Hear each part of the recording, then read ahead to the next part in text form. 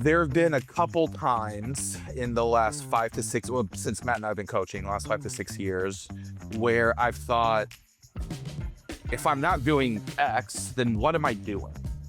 And what I mean by that is, what's the point of hiring someone, giving them a few tasks, or just, you don't get all the benefits of having an employee if you don't allow them to do their job at an incredibly high level, and then you can lean into that and grow your business from there.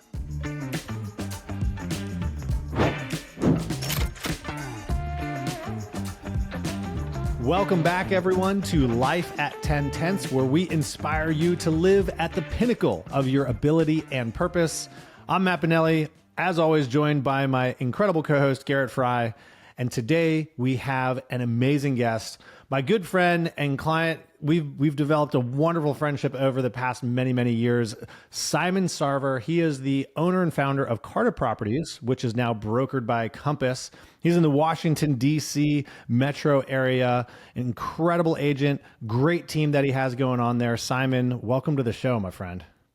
Thank you, Matt and Garrett. Thank you guys for having me. I'm super excited to talk with you today. Matt has shared so many great things about you. We've already defined that half of those might be true, half of them might be a little exaggeration. But we're gonna pull the greatness out today. Simon, I'm really happy to have you here with us. It's gonna be awesome.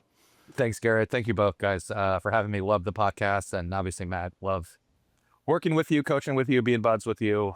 So looking forward to doing this. Yeah, this is gonna be great. And I mean, I know sometimes I embellish, but I look at it as like I am bringing out the things and the qualities and the amazing results in people that maybe they don't see in themselves. He projects positive affirmations on people. That's what he does. This is what I need. This is why we get along.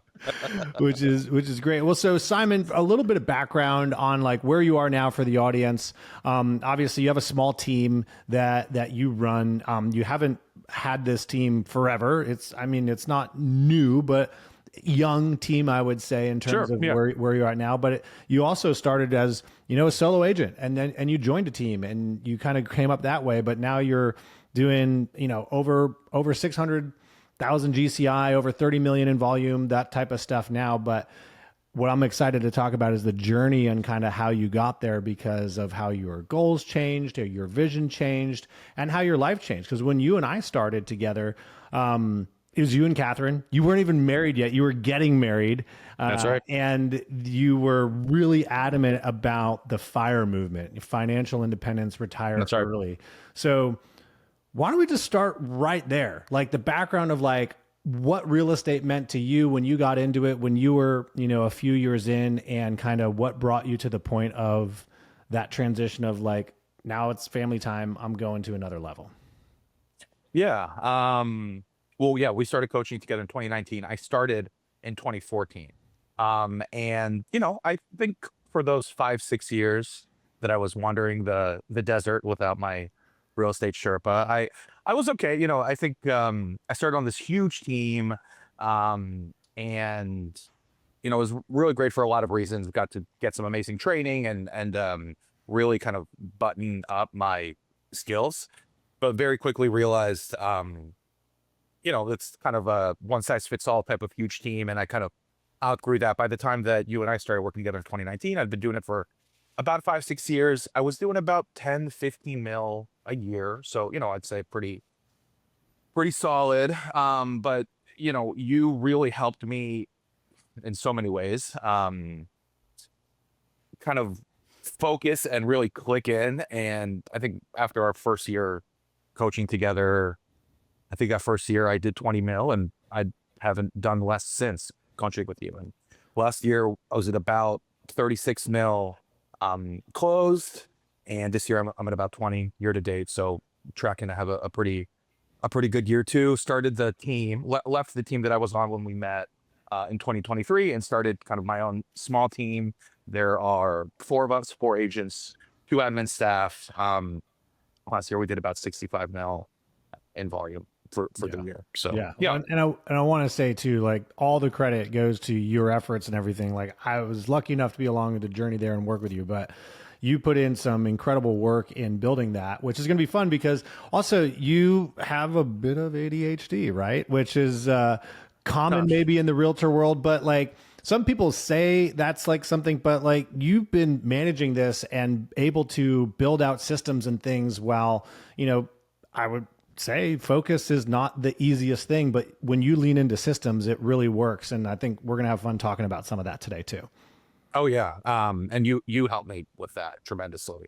I was diagnosed ADHD as an adult. So by the time I kind of either realized it or knew that I had it, it had been, 30, 35 years of me developing coping strategies and kind of, and I'd say my kind of way of dealing with it was subconsciously without knowing that I had it, was just to really lean into being organized, really lean into process, system structure, which I kind of always knew that that's how I leaned, but working with you to like develop that in my business is probably what took it to the next level. Yeah. ADHD is an interesting thing because you can look at it as this thing of like, oh my gosh, I have ADHD. Matt, I think it's great that you brought up that like, you get a chance to see it because you've got myself that you get to work with every day. You have another business partner that has ADHD. So Matt is like one of the people on the outside that gets to go, you guys that have ADHD, because he knows he doesn't have it.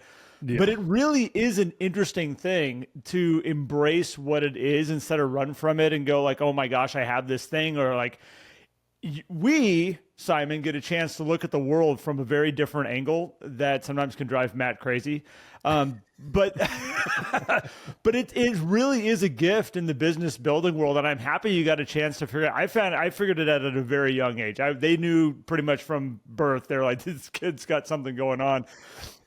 But for you to figure that out and to own it and to literally own it, I think is the biggest thing. Is it's not a roadblock. If you own it, man, you can do some amazing things in business and in structure and growth. So good for you for figuring that out.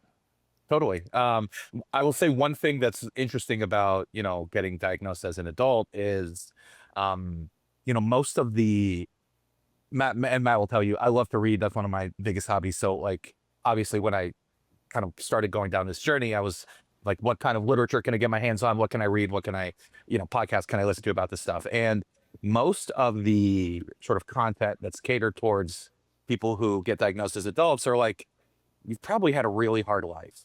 You're probably used to being called lazy or stupid or crazy, but guess what? You're not crazy, and it's kind of all, which I'm sure that's most people's experience, or I'm sure that's plenty of people's experience.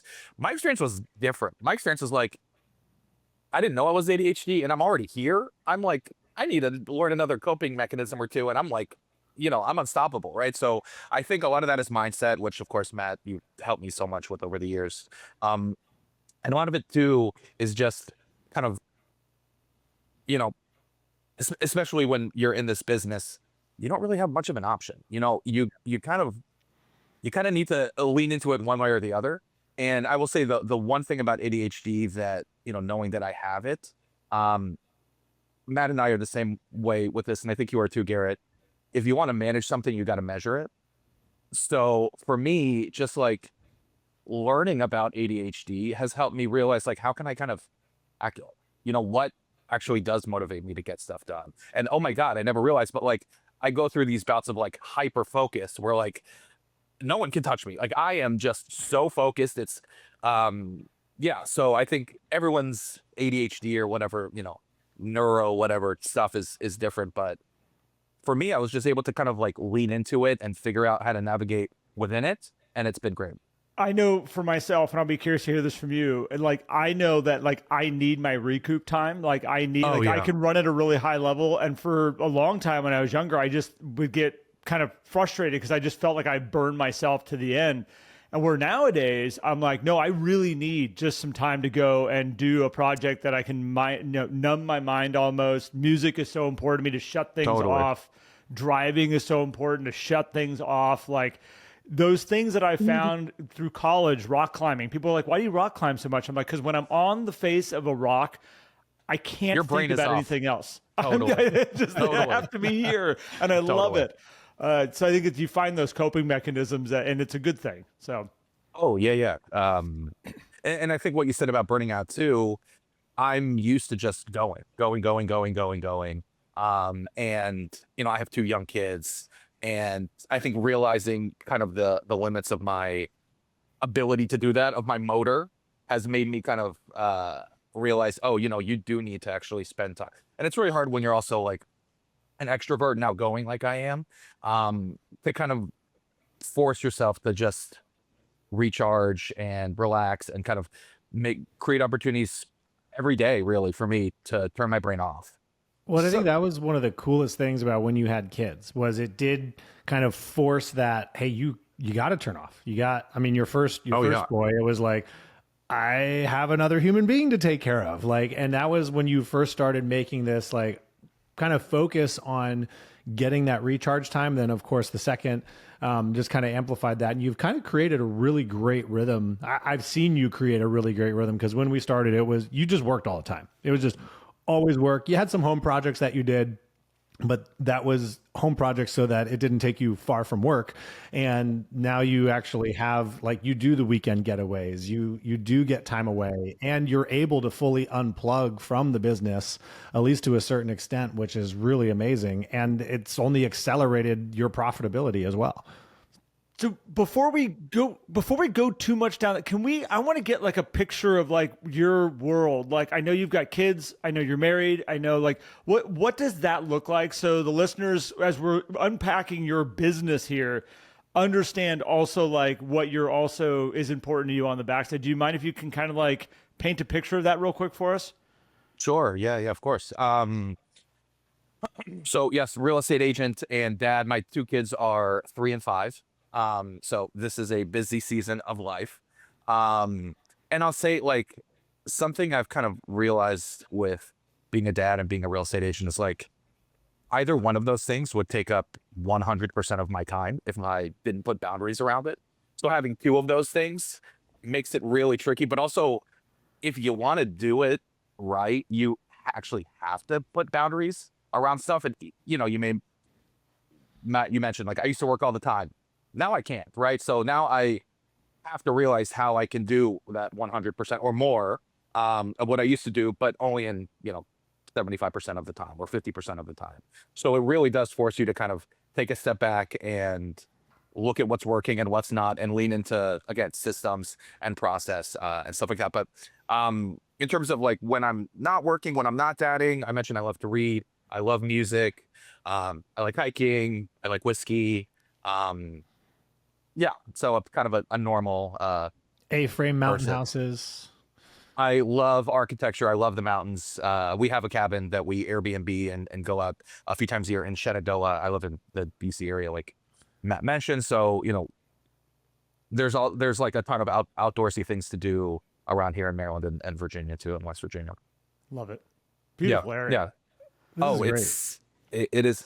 People, kind of sleep a little bit on DC, but we're 45 minutes from the mountains. We're 45 minutes from the beach. I can be in Philly in 2.5 hours. I can be in New York in 4 hours. I can be in Baltimore in 45 minutes, Richmond in an hour. And like, it's a really cool and unique place to live. Mid-Atlantic is different than New England. It's different than the South. We kind of have this weird blend of, I mean, I'm only a little biased, but it's a pretty great area. That's what I'll say. Well, let's talk about that, because the energy and emotion and passion you have for where you live is really important. And so we're kind of going to skip forward here first. I think we'll come back because you always had this idea of like, I really want to lean into my neighborhood. You did that when we started, and then you ended up moving. It's like, family, we probably need a different house, different lifestyle that we want to have now with kids. And you have embraced your neighborhood at like a whole different level. And it's something that, Garrett and I talk a lot about with other clients. We've talked on the podcast, like loving where you live is so important. So tell us a little bit about what you've been doing to really embrace your neighborhood and show up for your neighbors. Now, I will also preface your extrovertness does help here because you are easy to talk to. Like, you'll go up and talk to somebody. It's no big deal. I mean, not in like what people think like the crazy extrovert is, like where there's that guy. It's like, oh my gosh, this person's so annoying. All they do is talk. Not that. Like, you're just easygoing, very easy to, to collaborate with. So tell us a little bit some of the things you're doing in your neighborhood to build new relationships, because this is where a lot of agents struggle is how do I build relationships with the people who are literally right down the street from me? Yeah, yeah. Um, can I tell a Matt story before I Yeah, go down You that road? should. Uh, so this is at my old house before I had kids, and in our first maybe 2 years of coaching together. And I had this idea for farming my old neighborhood, and I did it.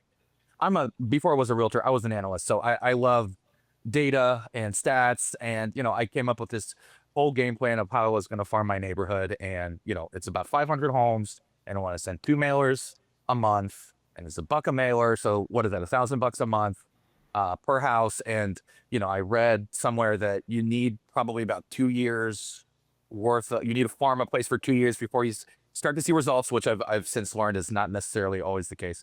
But so I did the math and say, hey, look, and I came to Matt with this proposal almost, and I said, look, for $24,000 over the next 2 years, I can do this farming thing. And I think Matt is wise beyond his years, and I think looked at where my business was at that time and said, okay, so we've got this 24,000, you've got this plant. Is this the best use of $24,000?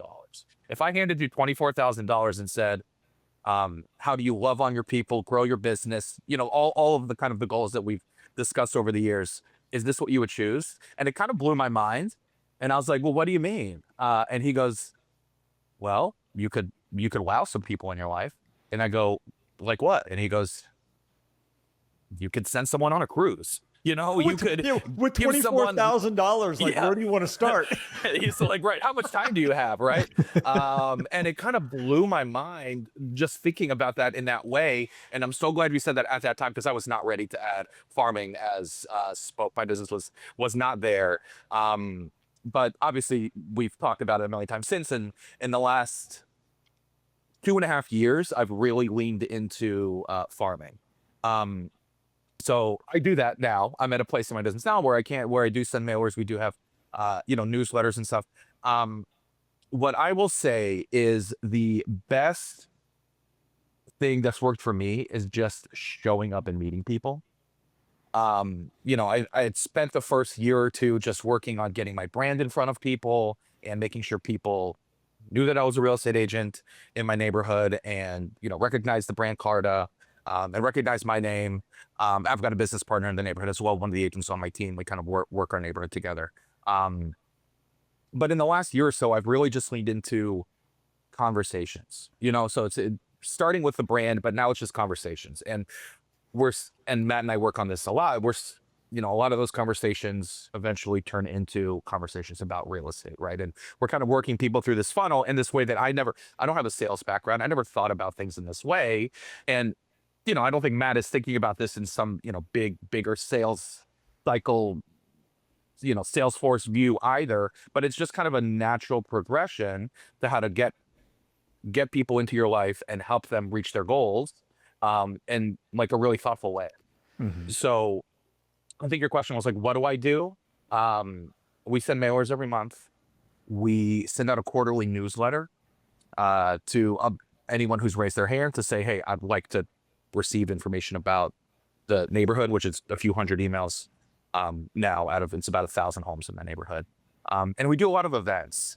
And what's great about my neighborhood is the neighborhood already does events, which, when you look up what are the 10 real estate events I could do for my neighborhood, 8 of them my neighborhood already does. Do a 5K, do some shredding event, do the thing with the local animal rescue. My neighborhood already does a lot of these things, so in some ways it makes it easier for me because I can just show up and meet people. My wife is really social too, so we know a lot of people in the neighborhood. But then there's also several opportunities for us to kind of create our own events or get creative.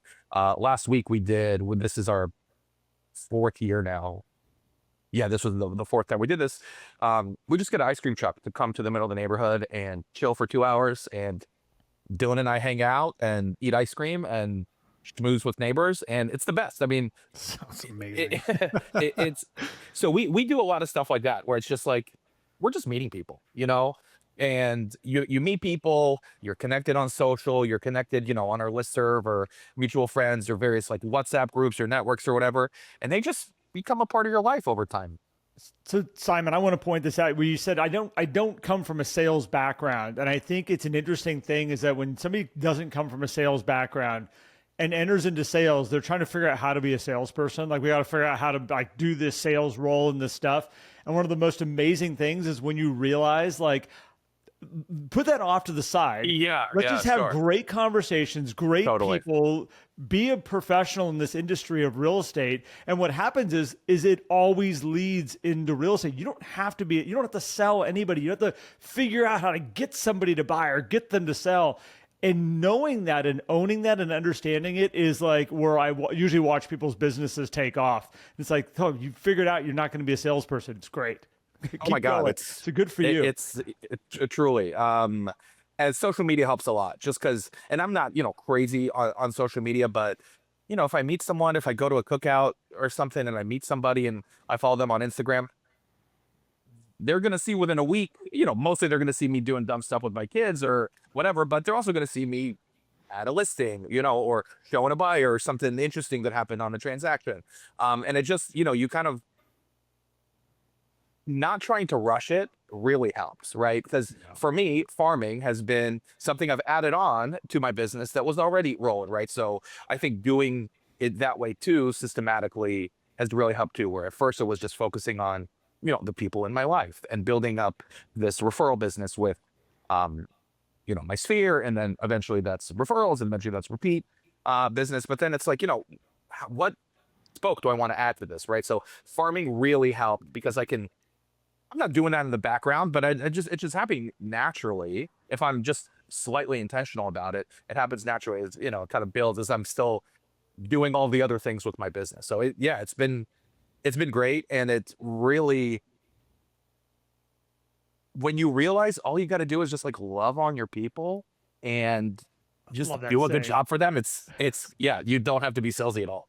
Well, Simon, the evolution of that has been so awesome because it went from this is this farming strategy I want to have in this neighborhood to, well, I may not be living here forever, lifestyle change to I'm going to pour into my people. And talk about what you were doing earlier this year as well, because I think this is a really good evidence of like this is what can happen when you just focus on loving on people, even if you may not know them. And so amid the stress and concern of like all the federal workers potentially being laid off, you were like, I'm going to just do something to make people feel comfortable. So there were two things that you did that really stood out to me, the brewery and the pizza.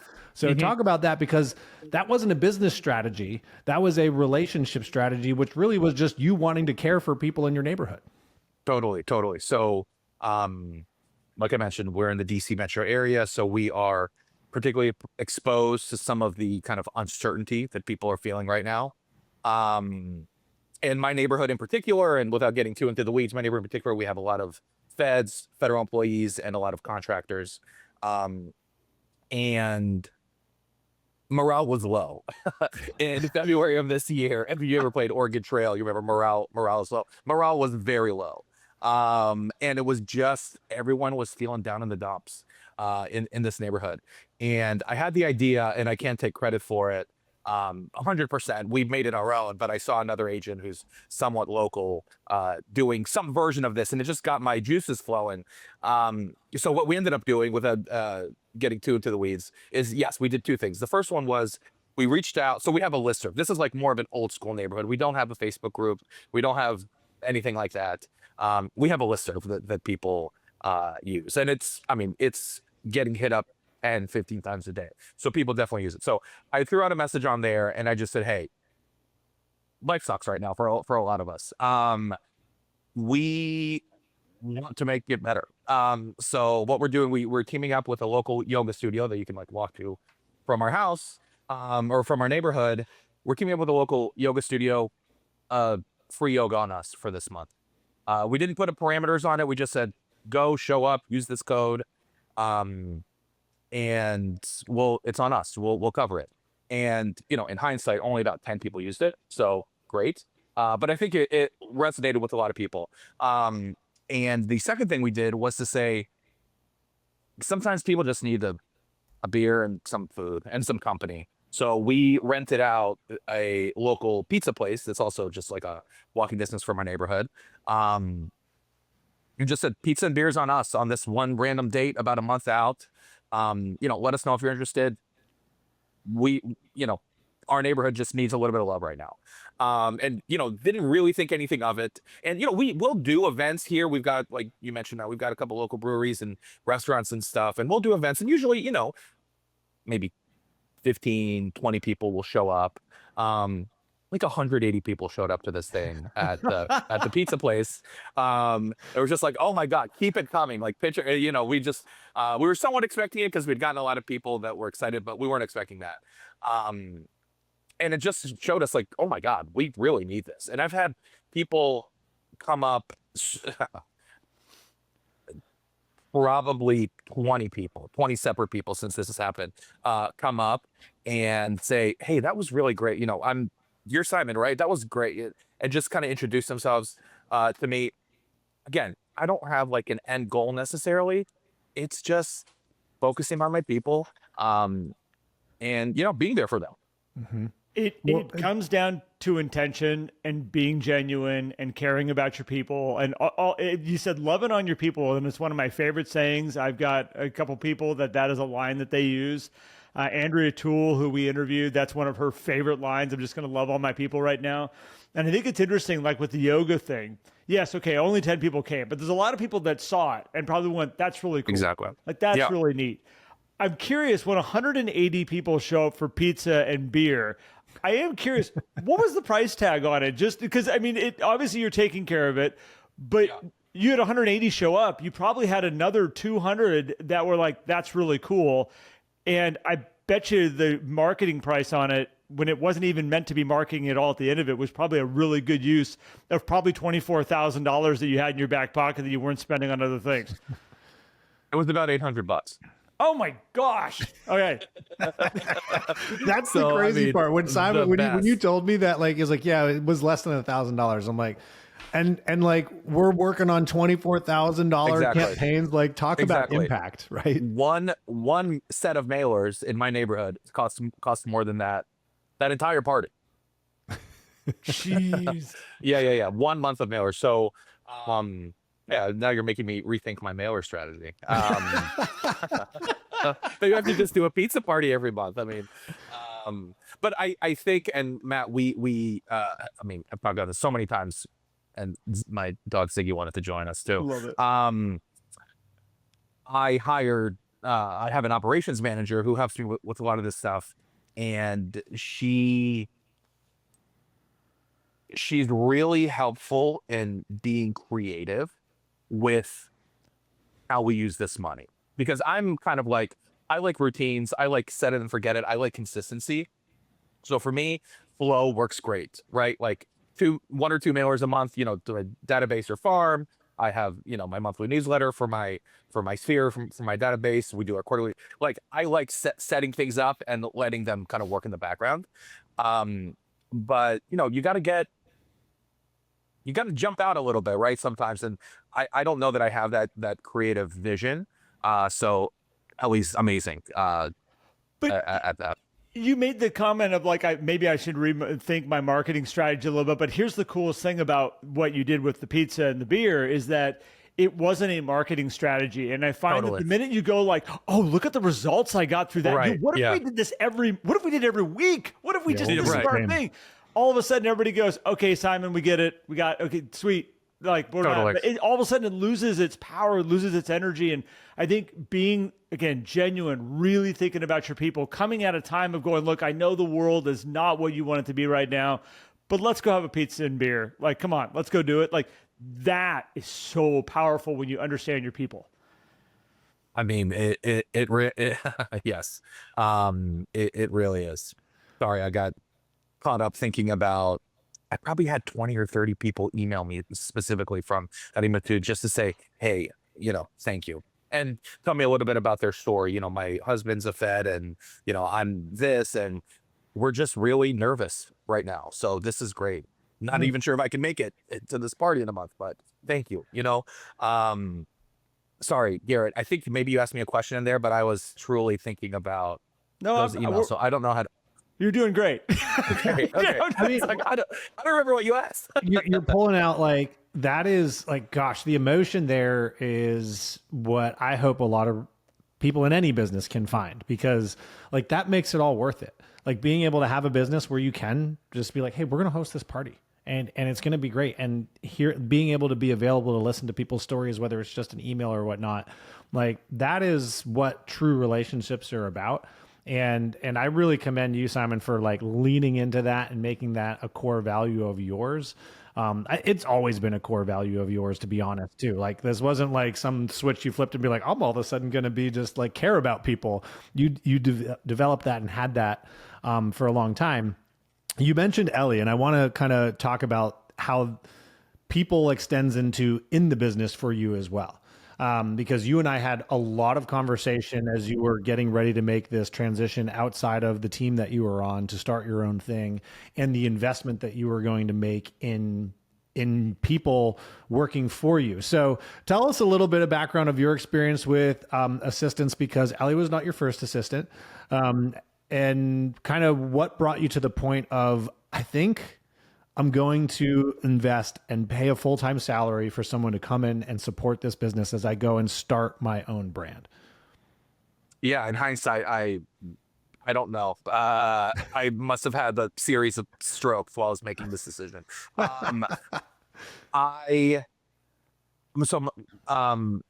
Right around the time that we started working together, actually 2020, that's when my first son was born. That was my first kind of really killer real estate year. And I think something else was going on in 2020. I can't remember. Something was happening. Something anxiety inducing. I can't remember. But towards the end of that year, I brought on my first admin, and she was, I should say that the team that I was on had multiple admins who were awesome over the years. And I just never really trusted anyone to do my own stuff. So I was like kind of creating this like forced ceiling on my production.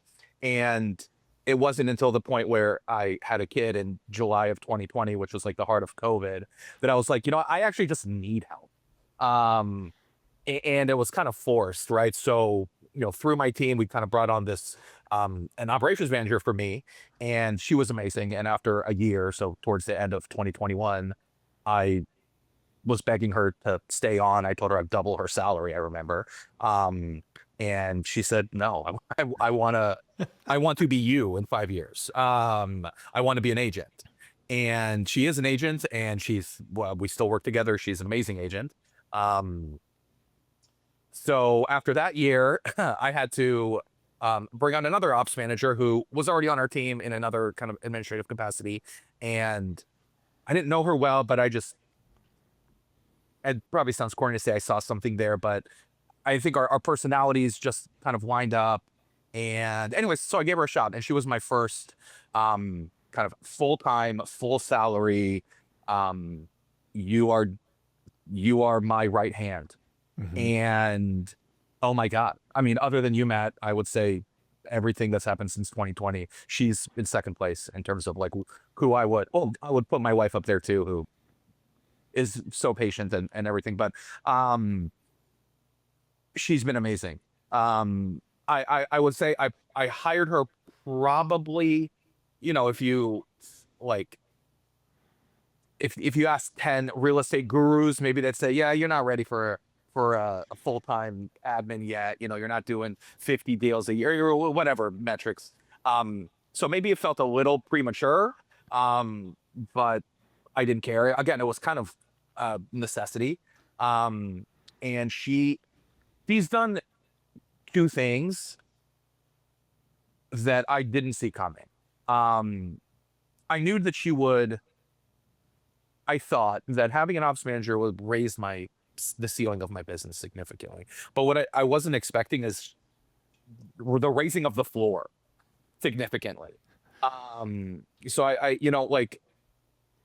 I thought, okay, she's going to leverage me to do more outreach, focus on, deep work for each client. I can really lean into, analysis. But I wasn't thinking about the fact that this is also just going to raise the floor of my business. Like, I'm always going to, now I'm beyond prepped for every single showing because she's setting them up and sending them to me in this like packaged perfect way. Every time I get a referral, the referral source has a gift within 48 hours. You know, every flow, mailers, newsletters, like I'm not missing that. So it's just kind of like, that's the probably the biggest thing that I didn't realize would happen is, in addition to raising the ceiling, she also raised the floor of my business significantly. And the other thing is she actually just leveraged me to be able to spend more time with my family, which I probably always knew would happen, but just my mindset had been work, like 80 hours a week, work, grind.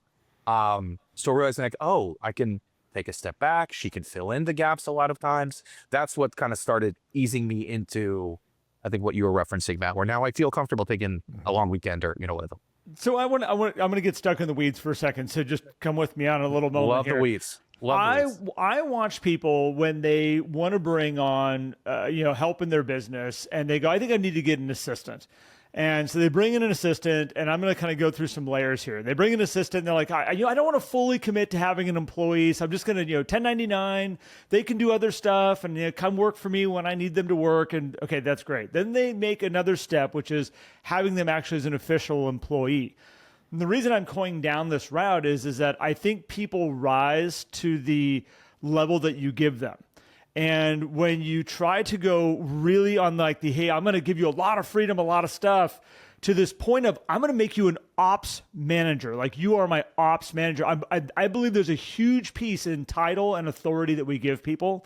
Totally. And the minute you kept saying ops manager, I'm like, he didn't hire an assistant. He didn't hire in somebody that's just handling little things in the background and taking care of, the noise. Like, you brought in somebody, you said, I'm going to give you a title that you are my ops manager, and I want to give you props for doing that. But also, like, what made you say, like, I'm not dabbling in this, I'm not going to half-ass it, like, I need an operations manager? What was it? There have been a couple times in the last 5 to 6, well, since Matt and I have been coaching, the last 5 to 6 years, where I've thought, if I'm not doing X, then what am I doing? And what I mean by that is, what's the point of hiring someone, giving them a few tasks, or just, you don't get all the benefits of having an employee if you don't allow them to do their job at an incredibly high level. And then you can lean into that and grow your business from there, as opposed to just saying, yeah, fill in these 3 gaps, and then we'll keep doing what I'm doing. So yeah, that. And I'll also say for Ellie, and I think she'd be the first person to say this too, 3-4 years ago when I brought her on, mid-20s, hadn't really reached her, I think, ceiling in her, and I still think she's nowhere close. But I think her feeling empowered, she went from, being timid to ask me a question about, which utility provider something is, to now she's like, I mean, she runs a huge chunk of my business. And, it goes both ways, right? So I think she feels incredibly empowered and very confident, which she then does a better job, which empowers me to build more off of that. And I also think that, like, this industry, it doesn't, administrative staff aren't always highlighted in this industry. And, not Matt, but pretty much everyone in my life said, oh yeah, any, admin support you bring on, you should get incredibly low salary, bonus structure, and there's absolutely nothing wrong with that. And I'm sure that works for a lot of people. Ellie and I talked about that at length, and she said, no, I'd rather have the higher salary. And, for one reason or another, and again, everyone's different, but I think that just, I don't know what I'd call it. Peace of mind probably for her. Just allowed her to really lean in. Well, you were compensating her, to empower her too, right? And, it said, hey, I care about you enough that I want to pay you a salary that, encourages you to produce the results that we all want to see too. And that was, we spent a lot of time talking about that when you were getting ready to hire her. And you're right. A lot of people in the industry say, well, you got to get to a certain point before you do this. And you and I talked about it from a form of investment.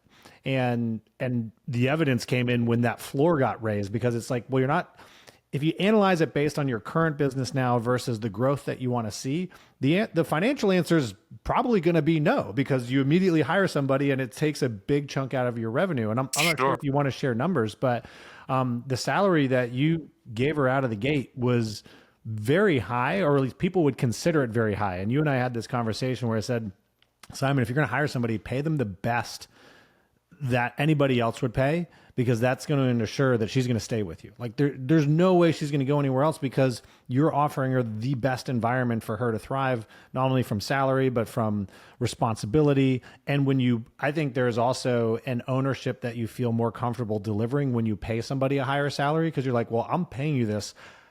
That's worth you taking on this responsibility, versus when we kind of do the low hourly and things like that, we're not fully handing off the responsibility with that consideration. I mean, I'm a control freak, and I'm sure a lot of people who are real estate agents are.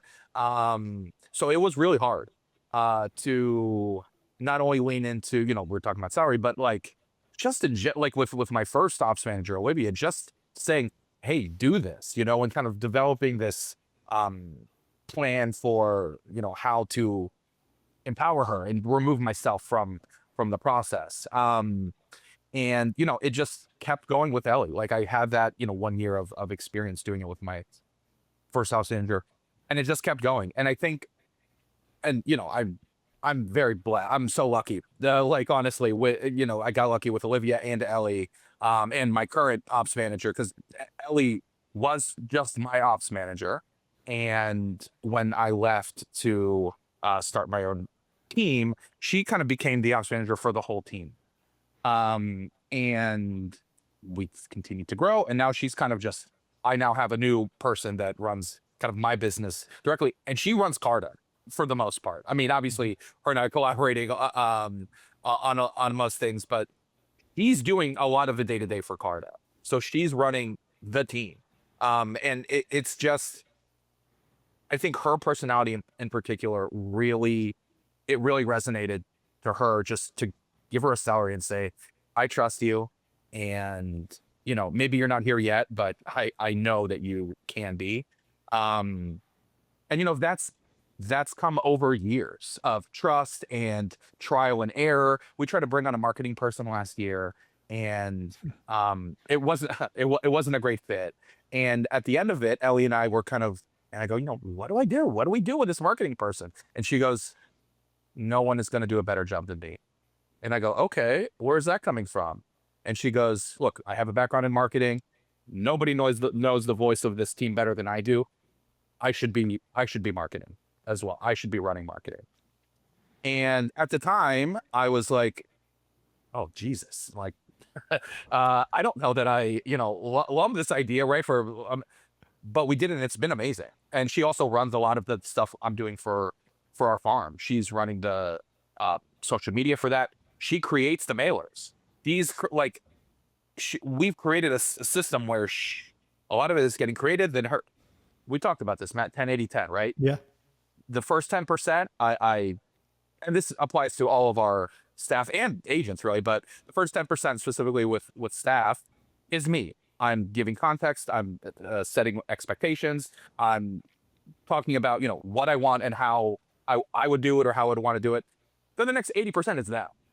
They do it. They create it. They do it. They execute. And the last 10% is, again, collaborative. I step in. We discuss, tweak this, do this. Oh, actually, this is what I was thinking. Or the longer you go, it's just, this is great. Check mark. And that is, that's how I run things with Ellie. It's 10-80-10 for pretty much everything. Well, it's interesting in that we watch it all the time, where somebody hires an assistant and they have that control freak side, and they know they have the control freak side, and they're like, I won't let go of certain things. And I'm like, you need to let go. Like, if you're going to make this work and get the most out of this assistant or ops manager, whatever you have working for you. And I think that that place of where she had the ownership and the wanting to make everything better, to say, give me the marketing, let me have it. Like, that is a level of ownership, I guess is the right way, where she is bought into the success of the company, not just, I have a job. What's my job? I do my job, check the box, I go home at the end of the day. I love that she had the confidence to be like, let me have this. Like, I know this team better. I know the voice of what we're doing better than anybody. Let me have my hands on it. And for you to have the trust, and it's earned. It is an earned trust. But man, that ability of letting go and giving that project to somebody and being like, I know you got this, and I'm going to go walk over here and do something else. Good for you, Simon, and good for her for grabbing onto it. Yeah, it's, I will give her all the credit, because she, again, when she started, I mean, maybe she had this, inside, but not the most outwardly confident. I mean, she told me candidly, like, I feel like I've got imposter syndrome on more than one occasion. We just are open with each other. We're honest. I mean, I'm an open book. So, like, I think that's kind of my management style. I don't want to be up in your business. I want to tell you what's up, and I want with what you handle it, and come to me with questions or whatever. And I think that resonates really, really well with her too. But it's trust on both sides. What does your communication style look like with your team? Like, do you have a weekly meeting? Is it something that you guys check in daily? Because I find communication is the make or break of a great team. Totally. So both. We have every other week. Is that biweekly team meeting, and then we have a daily team huddle. So every day, 8:45 to 9 o'clock, we all jump on, and we have like themed days. So like Mondays are, what's your, we do like, on Mondays we set a goal for the week. On Tuesdays are gratitude Tuesdays. Wednesdays are where you at Wednesdays, like check in. Where are you happy? Are you sad? Where's your like mental health? Just kind of checking in. Thursdays are throw it out there. So then we, here's a new restaurant we tried. Here's a new movie I watched. Here's a new show here's an app I just, everyone's got to try. And then Friday's weekend preview. So, we keep things light, and I don't know that this is applicable for huge teams, but for our size, it works. There's 6 of us. Most of us jump on that 8:45 to 9 o'clock call, but there's no pressure. If you don't jump on, all good. And so I think and then we have a rolling text thread that's half business and half, memes and stupid things. What I love about that too is like all those theme days and if people are listening about building a team and building culture where people feel empowered, they feel comfortable too. Because I think one thing you did with Ellie and Olivia and Dylan and even Lane now as well, is you create this environment, and I think you do it naturally, where you kind of give people the opportunity to be bigger than themselves. And I think when you hired Ellie in this position and paid her a big salary, yeah, the imposter syndrome made sense, but that also encouraged her to grow. Whereas if it was just like, if she felt totally confident, like, I'm not being challenged, this is easy, like, she wouldn't stick around. Right. That's so true. And now you have these theme days that are all about the people. You're not hopping on at 8:45 saying, all right, guys, who's your lead that you have this week? Who are you chasing today? How are you going to convert this? It's, hey, let's talk about us to make sure that the energy is good. And then you guys go do your thing, because you are a small team. So it's not like they can't access you if Olivia has a question about something. But yeah. Olivia and Dylan, they're amazing agents in their own right too. Like, they're out there killing it. Like, you don't have to step in very much at all, because you also have Ellie helping them with all of the ops stuff. Exactly. It's incredible. It's been good. Again, I don't know that it works for every team. I'll say it works for us and our personalities really well. We have a very good mix of type A personalities and non-type A personalities. So it's just the right amount of shit talking and being there for each other. And just, it's a good vibe. It's good vibes on the team. There's very few successful teams that will have people get together and go like, hey, can we cut the chit chat and just get down to business right now? Because we're working. This is working hours. That gets old really quick.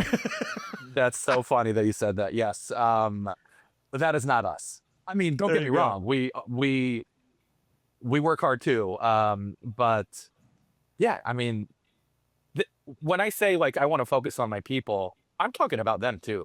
Like, Mm-hmm. what's the point of going to work? You know what I mean? Like, I'm very lucky that I have amazing clients, and at this point, over 90% of my business is referrals or sphere, or, repeat business.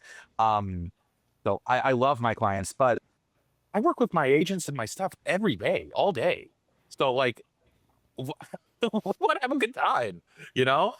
Yeah, I remember you and I had a conversation. I think this was actually not too long ago, where you were talking about, do I bring more people on and everything? And we talked about like, I don't want to bring somebody on if they're not cool. Like, I'm not bringing somebody on just to add to our top line here. It's like, I want to bring somebody on who wants to be a part of this energy that we have. And I think that a lot of people don't draw that line in the sand when they're building a team, and they end up working with people they don't like. They start skimping salaries. They start doing these things that just create this really a downward spiral. You have a solo agent who goes and builds a team who ends up earning less money net than they did before. Maybe the GCI has gone up, but they're paying all these people. They don't like them.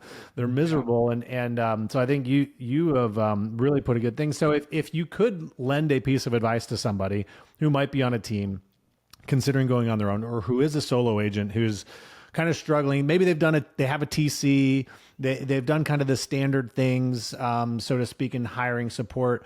What would you say to them in terms of taking that investment step in paying a big number for someone to be dedicated just to them? What would be your advice to them? Probably two things. The first one is not as much of an answer to your specific question, but kind of in the same vein. You don't need to grow it to hit your goals. So like, be a lot more thoughtful about.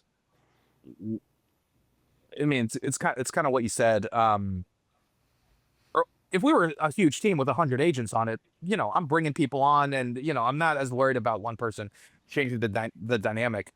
We're small enough that one person really does change the dynamic. And you said something, I want to say it was like 2 years ago, when we were talking about setting our goals for the following year. And I said, yeah, and I want to bring on X amount of agents and maybe another. And you go, you don't need to, I forget exactly what you said, but the point was, growing your team is not the only way that you can have a successful year and build on this past year and hit new goals. And that really resonated with me.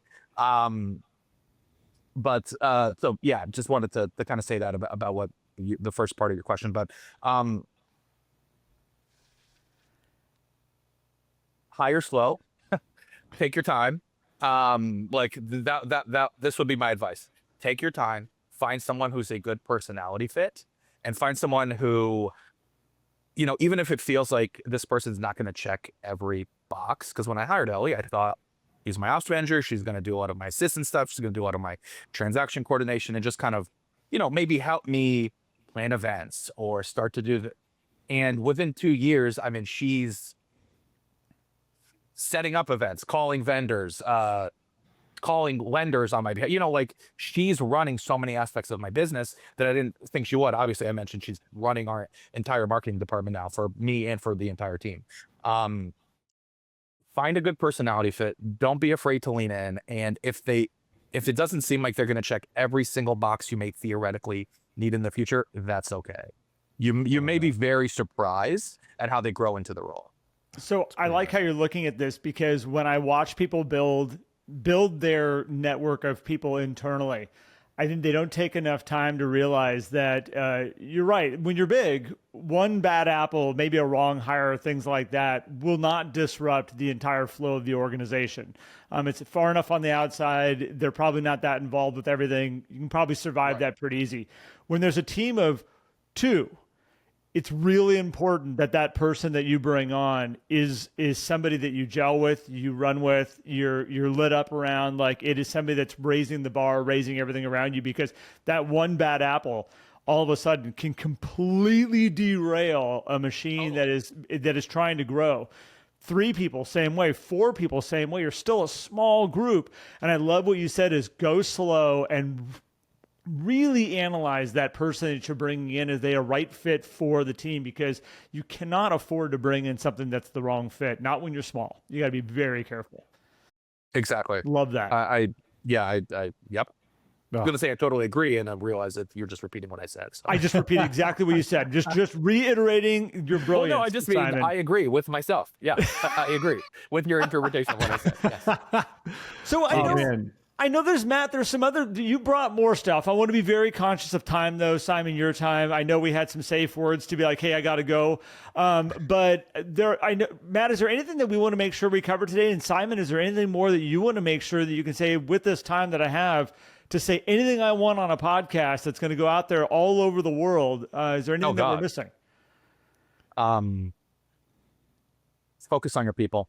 I mean, if I have any sort of wisdom to give, it's focus on your people, love on your people, clients, and team and support staff. If you have that would be my. If I had one thing to say at the end of this, it would be that. I love it. I love that. Well, and Simon, I just want to highlight, first I want to thank you and acknowledge you for, sharing your story here with us and just being who you are and growth and everything. One topic we didn't get to talk about that I'm just going to highlight here as a reference and a testimony to not only you, but also to highlight to other agents that growth is something that you step into and you go with, because when we started, you were very buyer heavy and you wanted to become more of a listing agent, but you had this fear and limiting belief around being a listing agent. You constantly said, I'm not a listing agent. I'm not a listing agent. I do buyer seminars. And you worked through that and you were a good listing agent. You just weren't fully stepping into that role from a mindset perspective. You made that transition. Now you list properties in your sleep now, which is only a few years later. So for anybody listening, like this, like you said, Simon, I think you said, we think that it takes a long time to achieve certain things. You were referencing farming. Is like, but sometimes it happens a lot faster than you think when you apply the right intention. And so, I commend you for that, man. I appreciate you. I was looking back at our notes, seeing all the different affirmations that you've done over the years and everything, and going through all the conversations. I am a listing agent, or I am an elite listing agent, or whatever. Yeah. We crafted that one, which is a good year of my life. And, so kudos to you, man, for everything that you built. If people want to connect with you or follow you, how do they do that? Yeah, I mean, I'm on Instagram personally, Simon Sarver. My team, Carta Properties, is on Instagram at Carta Properties. And that's Carta with K-A-R-T-A Properties. It's easy to find me. Facebook, Google me. You'll see my phone number. Call me, text me. It's easy. I'm easy to reach. I love it. Well, Simon, I want to say thank you so much for being on the episode today. This is my first time getting to spend time with you. So it was fun to be able to go on this journey. Matt, thanks for bringing Simon into our world. And, if anybody is listening to this and they want to learn more about what we've got going on, great people like Simon that are in our world, in our community, we have a ton of incredible people that I am grateful that we get to surround ourselves with. Matt, we have attracted in some cool people. We'll just say that. Well, I love it. And so if you want to be more of that, you want to figure out more what we have going on, come check us out at Life at 1010. You can go grab our app. We have lots of different levels. You can come and be a part of our world, as well as jump into our 11 circle where we have group coaching. You can also jump in and get Matt or myself as one of your personal coaches if you want. But with that being said, Simon, thank you. Matt, thank you. And thank you to everybody who tuned in. We appreciate you tremendously. Thank you both. Thank you, Simon. Had a blast. Thanks for having me. Love it. Take care, everybody.